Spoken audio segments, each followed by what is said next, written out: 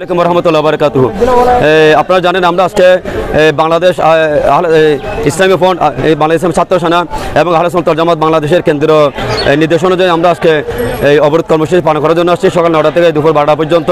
নিশ্চয় আপনারা জানেন গাজীপুর জেলার ঢাকা গাজীপুর জেলার ফুবাইল থানাধীন আখদল জামে মসজিদের সম্মানিত ফেশ ইমাম এবং বাংলাদেশ ইসলামী ছাত্র সেনার সাবেক কেন্দ্রীয় সদস্য ও ঢাকা মহানগরের সাবেক সভাপতি জনাব মাওলানা মোহাম্মদ রইসুদ্দিনকে গত 26 তারিখ ঢাকা জাতীয় প্রেস ক্লাবে নৃশংস জাতীয় প্রেস ক্লাবে আহলে সুন্নাত ওয়াল জামাত বাংলাদেশের কর্তৃক আয়োজিত সেই ফিলিস্তিনি মুসলিমদের পক্ষে ইসরায়েলের বিরুদ্ধে যে প্রতিবাদ সমাবেশ ছিল, সেই মহাসমাবেশ শেষ করে আসার পথে 27 তারিখ ওনাকে সেই গাজীপুর ফুবাইল থানাধীন কিছু দুষ্কৃতকারী যারা আহলে সুন্নাত ওয়াল জামাতের মতাদর্শের পরিপন্থী, সেই যাদেরকে আমরা লামাজাবি আল হাদিস বলি, ওয়াবি খারেজি কওমি জামাত শিবিরের যারা দুষ্কৃতকারী কর্মীরা ওনাকে নৃশংসভাবে মারতে হত্যা করেছে।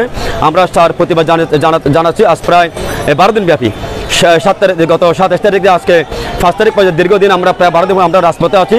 এখনো পর্যন্ত আমরা দেখতে পাচ্ছি ফুবাইল থানার সে ওসি পুলিশ প্রশাসন এখনো মাওলানা রইসুদ্দিনের খুনিদের গ্রেপ্তার না করে উল্টো যারা রইসুদ্দিনের পক্ষে আন্দোলন করেছে তাদের বিরুদ্ধে বিভিন্ন হাঙ্গামা, বিভিন্ন আক্রমণ, তাদেরকে গ্রেপ্তার, হুমকি ধমকি ইত্যাদি করতেছে। আমরা গতকাল রাতেও তাদের আক্রমণ করছে। আজকে আমরা একটি শান্তিপূর্ণ অবরোধ কর্মসূচি আমরা পালন করতেছি, কোনো জ্বালাও পোড়াও কিছু নাই এবং কারোর উপর আমরা আক্রমণ করি নাই। এরপরও আমরা এখন আমাদেরকে নিজ আছে সাতকানিয়ায়, বাঁশখালী, বাহাদুরহাট কিছু সেই দুষ্কৃতকারীরা আমাদের কর্মীদের উপর আক্রমণ করেছে। পুলিশ প্রশাসন এতে জড়িত রয়েছে, পুলিশ হেফাজতে আমাদের কর্মীর মৃত্যু হয়েছে, সেজন্য আমরা তীব্র প্রতিবাদ জানাচ্ছি। আমরা আমাদের আলামিন বাড়িয়ার মাদ্রাসার ছাত্রদেরকে গ্রেপ্তার করে আমরা সংবাদ পেয়েছি এবং সেই ফুবাইল থানার যে সমস্ত কর্মীরা সাধারণ সুন্নিরা যারা মাওলানা রইসুদ্দিনের পক্ষে কথা বলেছেন, ফেসবুকে মিডিয়া শেয়ার করেছে, তাদেরকে পুলিশ হয়রানি করছে, গ্রেপ্তার করতেছে। আমরা ফেসবুক লাইভের মধ্যে আমরা দেখতে পাচ্ছি। আমরা সেজন্য পুলিশের ন্যাক্কারজনক ঘটনার জন্য আমরা ধিক্কার জানাচ্ছি, নিন্দা জানাচ্ছি এবং প্রতিবাদ জানাচ্ছি। প্রিয় বন্ধুরা, আমরা আরো স্পষ্ট করে বলতে চাই, আপনারা দেখেছেন গতকাল সেই একই গাজীপুর এলাকায় জুলাই আন্দোলনের একজন সমন্বয়ক তিনি সামান্য করে আঘাতপ্রাপ্ত হয়েছেন। ওনার হাতের কোনো থেকে নাকি সামান্য 2-1 ফোঁটা রক্ত ঝরেছে। আমরা যা দেখতে পেয়ে তিনি যা দেখিয়েছেন, ওনার জন্য পুরো মিডিয়া জগৎ তোলপাড় হয়েছে। সবাই সমবেদনা জানাচ্ছেন। স্বরাষ্ট্র উপদেষ্টা পুলিশ প্রশাসন পাঠিয়ে দিয়েছেন, অলরেডি 2 জনকে গ্রেপ্তার করে ফেলেছেন।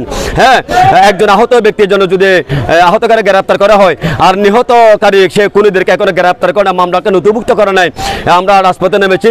আমরা যারা করে না সেই স্বরাষ্ট্র উপদেষ্টা এবং পুলিশ প্রশাসন, ধর্ম উপদেষ্টাকে আমরা নিন্দা ঘৃণা জানাচ্ছি। আপনারা এখনো কোনো একটা বিবৃতি দিতে পারেন নাই। গতকাল আমরা দেখেছি যে জামাত ইসলামীর আমির সাহেব তিনি এই মেডিকেলের মধ্যে সে হাসনাত আবদুল্লাহকে দেখতে গিয়েছেন, যিনি জুলাই আন্দোলনের একজন নেতা ছিলেন। আহত রোগীকে দেখতে গিয়েছেন, কিন্তু নিহত ইমাম শহীদের পক্ষে রইসুদ্দিনের পক্ষে একটা বিবৃতি দিতে পারেন নাই। ও তিনি একজন মৃত ব্যক্তি মারা গেলে আমরা ইন্না লিল্লাহি ওয়া ইন্না ইলাইহি রাজিউন পড়ি, তিনি এখনো সেটাও পড়তে পারেন নাই। তিনি ওনার পরিবারকে দেখতে যেতে পারেন নাই, কোনো একটা বিবৃতি দেন নাই। ওনাদের ইসলাম কেমন ইসলাম, ওনারা কি রাজনীতি করতে চান, আমরা এই জন্য আমরা ধিক্কার জানাচ্ছি। আপনাদের এই ধর্ম ব্যবস্থার প্রতি, আপনাদের এই আন্দোলনের প্রতি, ইসলামী আন্দোলনের প্রতি আমরা অন্তর থেকে ঘৃণা জানাচ্ছি। আপনারা সঠিক পথে ফিরে আসুন, আহলে সুন্নাত ওয়াল জামাতের মতাদর্শে ফিরে আসুন, সে উদাত্ত আহ্বান জানাচ্ছি। এবং রইসুদ্দিনের খুনিদেরকে যদি গ্রেপ্তার করা না হয় তাহলে আমাদের আহলে সুন্নাত ওয়াল জামাত বাংলাদেশ ইসলামী ছাত্র সেনার কেন্দ্রীয় ঘোষিত যা কর্মসূচি সামনে আসবে আমরা তা যথাযথভাবে বাস্তবায়ন করবো ইনশাআল্লাহ। এবং